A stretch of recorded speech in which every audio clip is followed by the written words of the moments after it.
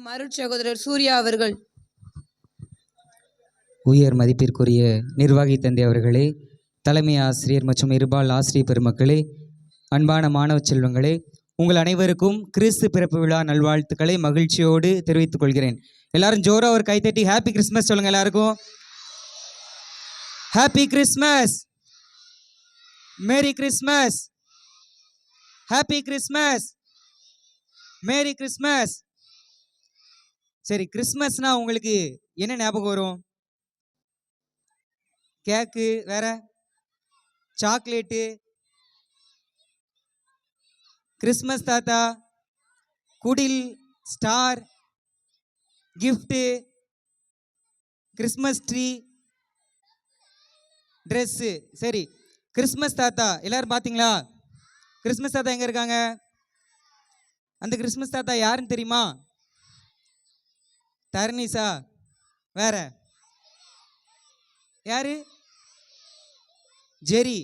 சரி, 4ஆம் நூற்றாண்டில் வாழ்ந்த ஒரு ஆயர், துருக்கி நாட்டில் மைரா அப்படின்னு ஒரு பகுதியில் பேராயராக வாழ்ந்தவர் தான் நிக்கோலாஸ். சரியா? யாரு? பேராயர் நிக்கோலாஸ்.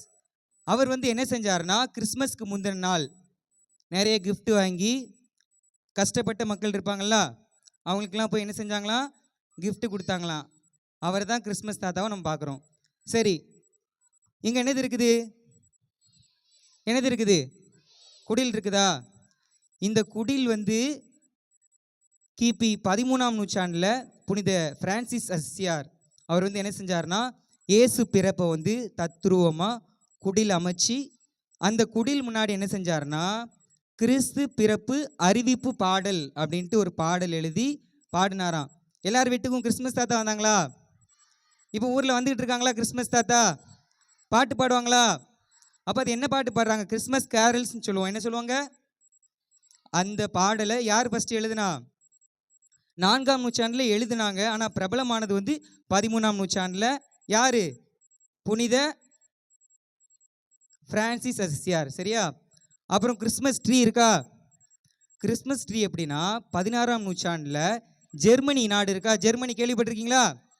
ஜெர்மனி நாட்டில் உள்ள மக்கள் என்ன செஞ்சாங்கன்னா, அந்த பைன் ட்ரீ, அந்த பைன் மரத்தில் உள்ள கிளைகள்லாம் எடுத்து வீட்டெல்லாம் என்ன செஞ்சாங்க? டெக்கரேட் பண்ணாங்க. கோவிலை டெக்கரேட் பண்ணுறாங்க. அது என்ன சொல்லுதுன்னா, அந்த ட்ரீ எப்படி இருக்கும்? பசுமையாக இருக்கும். அந்த ட்ரீ பசுமையாக இருக்க மாதிரி நம்முடைய மனங்கள் எப்படி இருக்கணும்? பசுமையாக இருக்கணும். அப்புறம் அந்த ட்ரீ எப்படி வளரும்? மரம் எப்படிமா வளரும்? எங்கே பார்த்து வளரும்? சூரியனை பார்த்து, மேலே பார்த்து வளரும். சரியா? அப்போது அந்த மரம் எப்படி மேலே பார்த்து வருதோ அதை மாதிரி நம்முடைய எண்ணங்கள் எல்லாம் எப்படி இருக்கணும்? மேலே பார்த்து உயரிய எண்ணங்கள் இருக்கணும். சரி, இந்த கிறிஸ்மஸ் நமக்கு என்ன செய்தி சொல்லுது அப்படின்னு பார்க்கும்போது ஒரு 3 முக்கியமான செய்தி சொல்லுது. 1 வாழ்த்து, 2 மகிழ்ச்சி, 3 பகிர்வு. வானதூதர் வாழ்த்து சொல்ல மரியிடம் பிறந்தவரே. வானதூதர் தெரியுமா? கிறிஸ்மஸ் தாத்தா வரும்போது ஒரு 4 பேர் வந்தாங்களா? 4 பேர் கூட வந்தாங்களா? யாரெல்லாம் வந்தா? மாதா, சூசேப்பர், வானதூதர். சரியா? வானதூதர்கள் வந்தாங்களா? அந்த வானதூதர் இயேசுடைய பிறப்பை என்ன சொன்னாங்க? வாழ்த்தா சொன்னாங்க. இயேசுடைய பிறப்பை வாழ்த்தா சொன்னாங்க. நம்ம வாழ்த்து சொல்லுவோமா? எதுக்கெல்லாம் நம்ம வாழ்த்து சொல்லுவோம்? பிறந்த நாளைக்கு, கிறிஸ்மஸ்க்கு, நியூ இயருக்கு, அம்மா அப்பா கல்யாண நாளுக்கு எல்லாம் என்ன செய்வோம்? நம்ம வாழ்த்து சொல்லுவோமா? அதுக்கு மட்டும் வாழ்த்து சொல்லுறதோட நம்ம நிப்பாட்டக்கூடாது. நம்மளுடைய ஃப்ரெண்ட்ஸ் இருக்காங்களா? நமக்குலாம் ஃப்ரெண்ட்ஸ் இருக்காங்களா? சின்ன சின்ன செயல்களையும் நல்லா செஞ்சாங்கன்னா என்ன செய்யணும்? வாழ்த்துக்கள் அப்படி என்ன செய்யணும்? சொல்லணும். சரியா? அப்புறம் 2வது மகிழ்ச்சி. லூக்கா நற்செய்தி 2:11 சொல்லியிருக்கிறாங்க,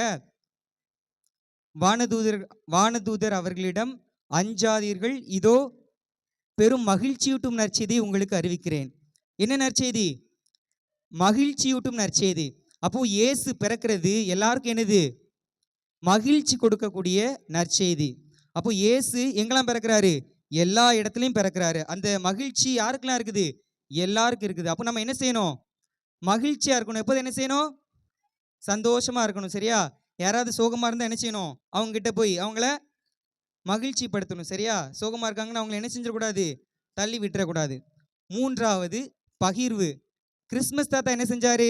ஸ்டார்டிங்ல சொன்னனா கிறிஸ்மஸ் தாத்தா என்ன செஞ்சாரு? அவர்கிட்ட இருந்ததை கிஃப்டா வீடு வீடா போய் என்ன செஞ்சாரு? கொடுத்தாரு.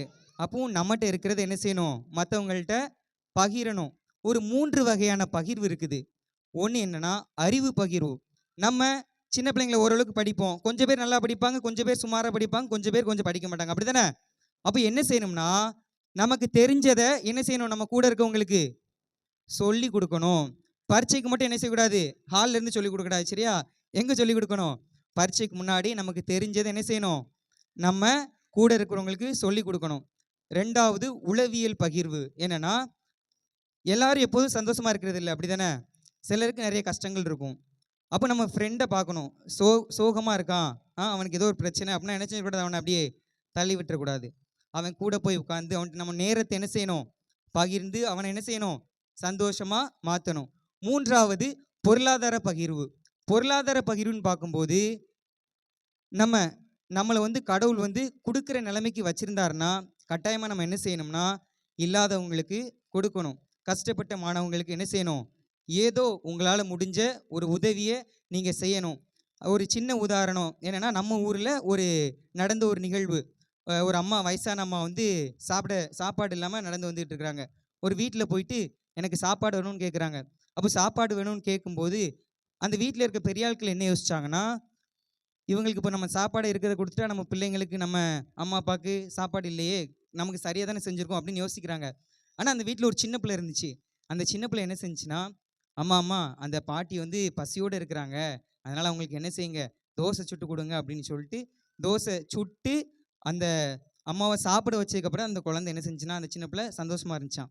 அப்போ நம்ம சின்ன பிள்ளைங்களா இருக்கும்போது நம்மகிட்ட இருக்கிறத கொடுக்கணும்னு நினைக்கிறோம். ஆனால் வளர வளர வளர என்ன செய்கிறோம்? நமக்குன்னு என்ன செஞ்சுக்கிட்டு இருக்கோம்? சேர்த்து வச்சுக்கிட்டு இருக்கோம். அதனால் வளரும் போதும் சரி, நம்மகிட்ட இருக்கிறத மற்றவங்கள்ட்ட கொடுக்கணும். திருக்குறள், திணைத்துணை நன்மை செய்யணும், பனை துணையாய் கொள்வார் பயன் தெரிவார்.